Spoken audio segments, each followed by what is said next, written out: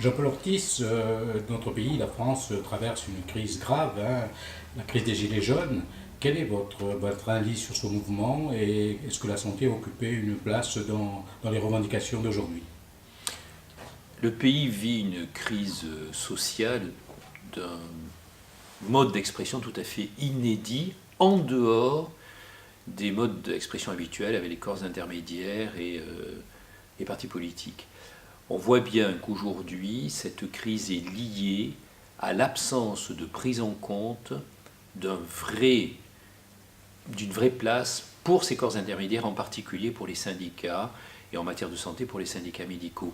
J'en appelle au gouvernement à ce qu'il prenne conscience de ces difficultés et qu'il responsabilise et qu'il co-construise les évolutions nécessaires de notre système de santé avec la représentation professionnelle, avec les syndicats médicaux, de façon à ce que nous évoluions tous en essayant de modifier notre système de santé qu'il faut recentrer sur la médecine de ville et mieux s'adapter pour répondre aux besoins de la population en matière de santé.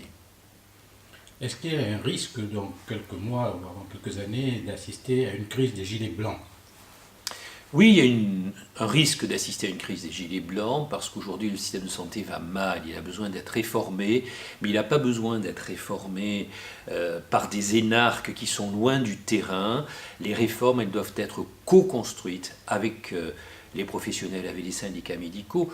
D'ailleurs, j'ai fait une proposition au gouvernement. Je pense qu'il faut déconnecter l'attribution des fonds conventionnels aux seuls syndicats signataires de la Convention. C'est très malsain, ça fait négocier le pistolet sous la tempe.